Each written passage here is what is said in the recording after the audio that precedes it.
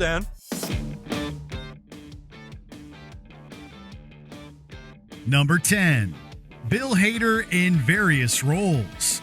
This Saturday Night Live alum has contributed significantly to South Park. Hader's involvement with the series began in season 12 when he served as a writing consultant. He has also been credited as a producer for multiple episodes. Hello, I'm Alec Baldwin, and I love social media.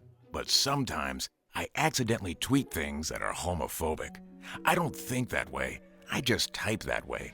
That said, even the most loyal SNL fans likely don't recognize Hader as the voice of several South Park characters. From Alec Baldwin to a Yo Gabba Gabba monster to, believe it or not, Kyle's brother, Ike Broflovsky, on a few occasions. Ike, we have the whole day to play Xbox. Mom and Dad are leaving. Maybe later, okay? Perhaps most notably, Hader joined the show's co-creator Trey Parker as one of two farmers who apparently care a lot about britches. Watch Parker and Hader struggle to contain their laughter in the recording studio, and you'll see why they keep Hader around. I don't know. Number 9. Norman Lear as Benjamin Franklin. The late great Norman Lear was behind several key examples of American television. Lear created, produced, and developed more than 100 shows, including Maude, Sanford and Son, and All in the Family. Nice, Daddy. I worked hard today. So did I, little girl, but you don't see me coming home and slobbering all over your mother. No, that's right, Gloria. Your father was never much of a slobberer.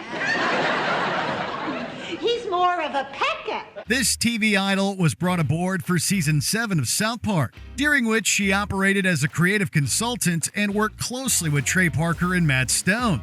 It was in this season that Lear guest starred as Benjamin Franklin in the show's 100th episode, I'm a Little Bit Country. I believe that if we are to form a new country, we cannot be a country that appears war-hungry and violent to the rest of the world. Fitting, since it has been said that Cartman was loosely inspired by Archie Bunker. Lear remained a mega fan of South Park, appreciating the series' blend of poignant commentary and biting humor. He would also offer a heartfelt congratulations when the 200th episode rolled around. Wow, kid. Number 8. Jay Leno as Mr. Kitty. Jay Leno is among the most prominent television hosts of all time, so it's only natural that he'd be cast as Cartman's cat. Yes, as strange as it may seem, Leno gave life to Mr. Kitty in the season 1 finale. No, Kitty, this is my corned beef cabbage. No, Kitty, it's a bad kitty. Particularly in the early days of South Park, Matt and Trey had a habit of having major celebrities voice minor characters. In a few cases, such as this one, stars would appear as pets. Not only did Leno provide meows and hisses for Mr. Kitty in this instance, but he also voiced himself in a South Park short that aired on The Tonight Show. Kenny wants to know if that's your real chin or if you had a silicone implant. All right, kids. Very funny. Look, believe me, there isn't a chin joke you can tell me that I haven't already heard, okay? So let's just put a stop. I bet you go through about 40 razors when you shave, huh? Leno took jokes about his facial structure right on the, pun intended, chin. Number 7. Malcolm McDowell as the narrator, aka a British person. South Park's creators took a major risk with season 4's Pip. For years now, the character Pip has been featured prominently in the American show South Park. However, many Americans don't realize where Pip came from. Abandoning the major characters and setting to present an animated retelling of Great Expectations, this episode is among the least popular, even in Trey and Matt's opinion. But one of its most interesting points is a cameo by Malcolm McDowell, best known as Alex from A Clockwork Orange. Welly, well. To what do I owe the extreme pleasure of this surprising visit? In an homage to Masterpiece Theater, McDowell narrates this antiquated British novel, not as himself, but as a quote-unquote British person. Because every Dickinson story needs an elegant yet whimsical narrator with a British accent. Until next time, I'm a British person. Good night. Number 6. Jennifer Aniston as Miss Stevens. This bombshell rose to fame in the 90s as Rachel Green on Friends. Widely regarded as the most successful sitcom of all time, Friends was in its prime in 1999, when Aniston appeared as Miss Stevens in Rainforest Schmainforest. Thank you, Mr. Garrison. How are we all doing today?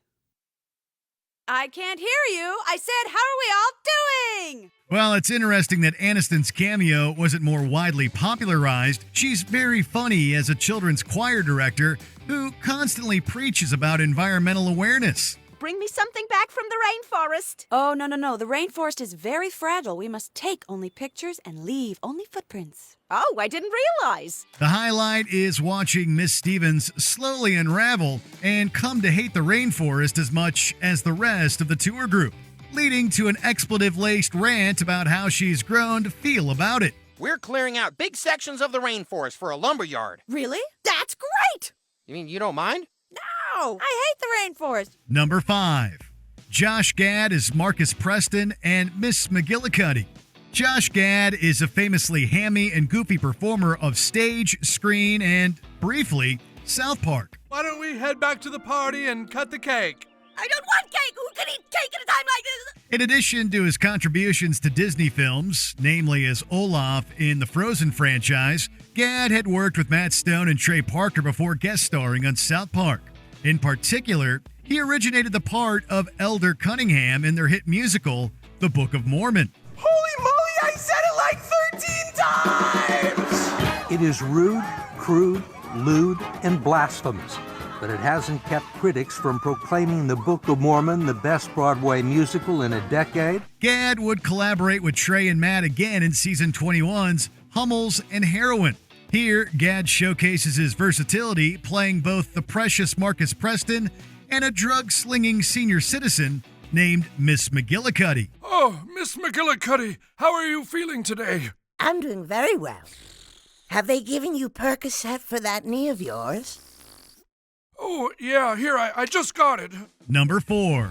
Sia as Lorde. If you're a loyal South Park fan, you're likely aware that in this universe, the singer Lorde is actually Stan's father, Randy Marsh, in disguise. Yeah. I am Lorde, yeah. Lord, come in, Lord, yeah. Season 18's The Sissy explains that Randy lives a double life as the innovative and down-to-earth singer and offers some valuable insight on self-expression, albeit through parody of the gendered bathroom issue. There's a guy at work, Hanson. He would use the bathroom and just blow the thing up, you know? Not only that, but he was in there all the time. I finally got fed up. I pretended to be a woman. I called myself Lorde.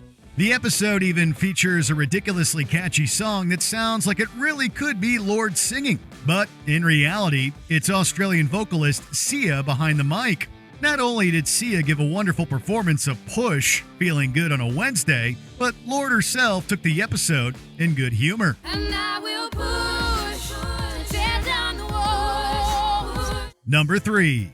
Cheech Marin as Carlos Ramirez and Tommy Chong as Chief Running Pinto. This legendary duo much defined the stoner comedy genre. Oh, look, everyone. These are our 2 resident Native Americans, Chief Running Pinto and Carlos Ramirez. Celebrated for their stand-up routines, albums, and films like 1978's Up in Smoke, Cheech and Chong are irreplaceable in American culture, even though they're known for their vulgarity and drug use. But their irreverence is hardly out of place on South Park. 4 dozen Cherokee hair tampons, please. No problem, man. Pay me his information up front. Hi, I have a little bit of pain in my balls whenever I watch VH1. Oh, here, try this, man. This is all natural ball juice. In fact, this season 4 episode features both Cheech and Chong respectively playing Carlos Ramirez and Chief Running Pinto, both Mexican Americans posing as Native Americans. Incidentally, this was Cheech and Chong's first project together since 1985. Though each comedian recorded his lines in separate locations. Yeah, hey man, we're glad you're getting better too. Number 2. Henry Winkler as the kid-eating monster. Here's another instance of a mega celebrity voicing a random character on South Park. Maybe Miss Crabtree did make up that stuff about the big black monster. Ah! Holy crap, dude!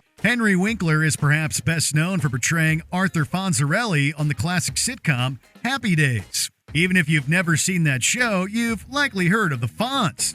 The character is so popular, he's practically a meme. It is very dank in here. Hey, how are you, gentlemen? Despite his place in TV history, Winkler is entirely unrecognizable as a child-eating monster in Season 2's City on the Edge of Forever. Strangely enough, the Fonz himself shows up in this episode, but not voiced by Winkler, who simply provided growls and chewing noises for the monster. Oh my God, he's killing Kitty! You bastard! Number 1. George Clooney as Sparky and Doctor. George Clooney's involvement in South Park is a prime example of a high-profile celebrity cameo that flies under the radar. Hiya, Sparky. Who's that? That's my new dog, Sparky. He followed me to the bus stop. Early on in Season 1, Clooney appeared as Stan's dog, Sparky, though his contribution consisted solely of barking sounds. He'd later voice a doctor in the 1999 movie. Kenny, can you hear me? Shit, dude. How are you feeling, son? Yeah, I Great. Son, I have some bad news. We accidentally replaced your heart with a baked potato. You have about 3 seconds to live. What's extra funny about Clooney's involvement with the series is that the creators went on to poke fun at him in Season 10's Smuggler, wherein the real Clooney's Oscars acceptance speech is said to have caused a smog or smug storm. God help us. Oscar winner George Clooney. The ones who talk about AIDS when it was just being a little bit out of touch on Hollywood. This just goes to show that nobody is safe from Trey and Matt, not the guy who helped get the word out about the spirit of Christmas. Did we miss any celebrity cameos? Let us know in the comments. Hey, Mudo, what should we do now? Let's play cool trick. All right. Who out in the audience has a cool trick to show us? Did you enjoy this video? Check out these other clips from Watch Mojo, and be sure to subscribe and ring the bell to be notified about our latest videos.